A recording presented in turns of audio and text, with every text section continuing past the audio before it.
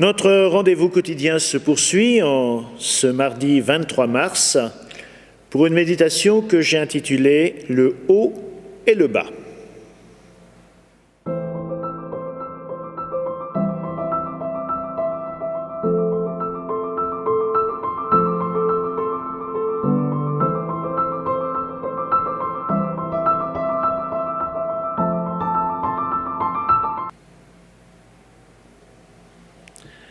De l'évangile de Jésus-Christ selon saint Jean. En ce temps-là, Jésus disait aux pharisiens, « Je m'en vais, vous me chercherez et vous mourrez dans votre péché. Là où moi je vais, vous ne pouvez pas aller. » Les Juifs disaient, « Peut-il donc se donner la mort ? Puisqu'il dit, là où moi je vais, vous ne pouvez pas aller. » Il leur répondit, « Vous êtes d'en bas, moi je suis d'en haut. Vous êtes de ce monde, moi je ne suis pas de ce monde. C'est pourquoi je vous ai dit que vous mourrez dans votre péché. En effet, si vous ne croyez pas que moi je suis, vous mourrez dans votre péché. » Alors il lui demandait, « Toi, qui es-tu » Jésus leur répondit, « Je n'ai pas cessé de vous le dire. À votre sujet, j'ai beaucoup à dire, jugez. D'ailleurs, celui qui m'a envoyé dit la vérité, et ce que j'ai entendu de lui, je le dis pour le monde. » Ils ne comprirent pas qu'il leur parlait du Père. Jésus leur déclara, « Quand vous aurez élevé le Fils de l'homme, alors vous comprendrez que moi je suis, et que je ne fais rien de moi-même. Ce que je dis là, je le dis comme le Père me l'a enseigné. Celui qui m'a envoyé est avec moi. Il ne m'a pas laissé seul, parce que je fais toujours ce qui lui est agréable. » Sur ces paroles de Jésus, beaucoup crurent en lui. Une fois de plus, beaucoup d'idées convergent dans cet évangile de saint Jean qui est d'une densité immense. Je retiendrai simplement cette idée, cette parole de Jésus. Moi, je suis d'en haut, et le Verbe s'est fait chair. Le Dieu des espaces infinis, des silences sidéraux, le Dieu des dimensions cosmiques, des mystères de l'univers, le Dieu dont nous ne pouvons même pas concevoir l'immensité, se fait enfant, se fait humain, et d'abord tout petit, faiblesse et fragilité, un petit homme. Dans la nature, les bébés tortues ont quelques petites chances de pouvoir se tirer d'affaire elles-mêmes lorsqu'elles pointent le bout de leur petit bec hors du sable, hors de l'œuf, pour apprécier la température extérieure avant de se décider à courir vers l'océan. Mais les petits humains sont fragiles. Il n'est pas nécessaire que de grands cataclysmes se déchaînent pour les menacer. En prenant cette incroyable impuissance, faiblesse, notre tradition spirituelle nous suggère que le Tout-Puissant, depuis plus de 4000 ans, essaye de communiquer sa tendresse aux humains. Il le fait d'abord auprès des plus petits, ces personnages de la crèche, simples bergers au visage si ordinaire.